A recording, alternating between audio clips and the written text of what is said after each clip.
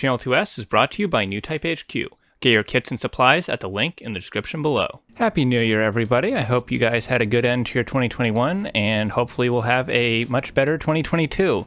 I'm your host, Second Soundwave. Today is a fairly short episode of Gunpla News. Not really anything like super exciting, just some kind of weird stuff that I wanted to talk about. In particular, the announcement of one particular model that I have literally never seen or heard of before, and I'm not really sure if I like or not. Real quick though, in just a week or so, we are going to be getting clear color versions of the high-grade Gundam Unit 4 and Gundam Unit 5 over at Gundam Base Tokyo. So if you're a big fan of these kits and you want to have them in clear color as well, you're going to have that opportunity very soon. I'm personally not much of a clear color collector myself, but I do think it's interesting how Bandai has really been branching out with the type of clear color kits they make in the last, I would say, probably 5 years or so.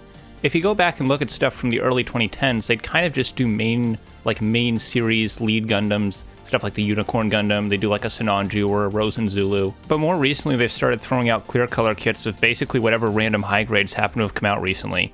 Clear Woundwort? Sure. Clear Barzam? Why not?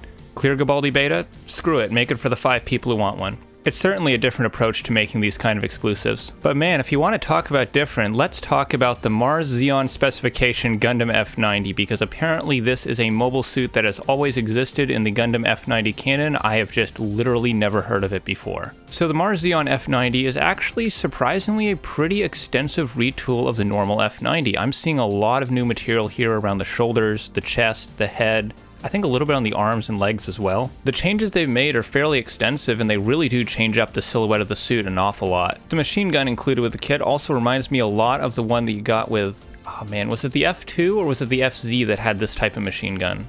Or maybe it was both of them. Whichever one it was, I've definitely seen this rifle on a Zaku before. As another little nod to this being a Zeon kit, I guess the shoulder pad that is on the side that would normally be the rounded spiked shoulder of a Zaku is a little bit more round and bulbous than the other shoulder and has a little spike sticking out of it. But aside from the vague reference to Zaku shoulders and the Zaku style machine gun, there's really not a whole lot about this that screams Zeon. Now obviously I'm sure Mars Zeon is very different from the Zeon of the 1 Year War.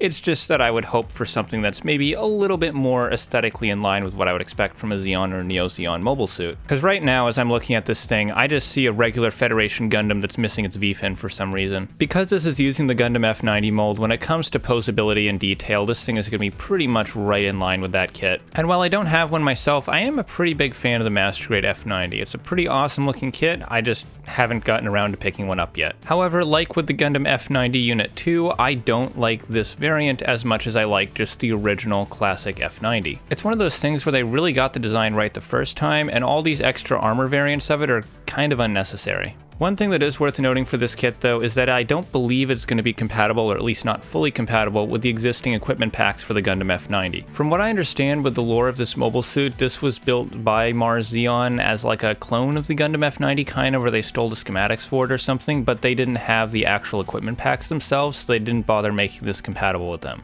That's coming from secondhand wiki information though, so I don't know. Which, if true, is a little odd, seeing as the whole gimmick of the F90 line so far has been that everything is compatible with all these other parts and bits and pieces they've already made, so making a version of the F90 that's not actually compatible with anything would be kind of weird. However, if you have some F90 mission packs anyways, and you're looking for a way to display them, there is actually a new item that is also coming to the premium Bandai webshop that'll help you do that in style. So this right here is a special type of action base designed to hold Gundam F90 mission packs. Now this is going to be a premium Bandai exclusive, just like the Mars Zeon F90, however, this isn't something you're going to be able to outright buy. Instead, this is a freebie bonus you're going to be given if you spend 4,400 yen or more at the premium Bandai webshop within the campaign period. Unfortunately though, that 4,400 yen order cost can't include the Mars Zeon F90, which is kind of BS. Now it is worth noting that this has only been confirmed as a campaign kit in Japan, so it is possible that other international versions of the premium Bandai webshop might release this another way. Perhaps they'll sell it on their own or do their own version of the campaign. Either way, this is a really cool add-on piece for the F90 fans out there, because let's face it, if you got an F90,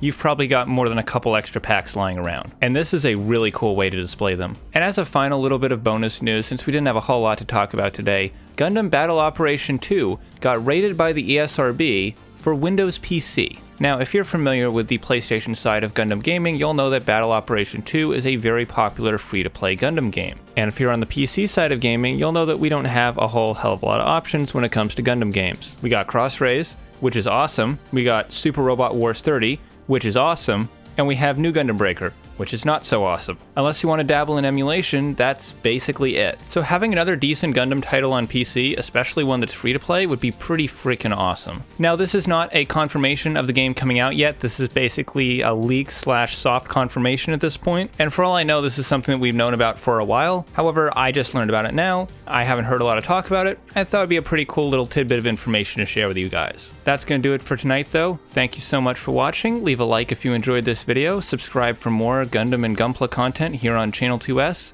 And as always, I'm your host, Second Soundwave, and I'll see you next time. Take care, guys.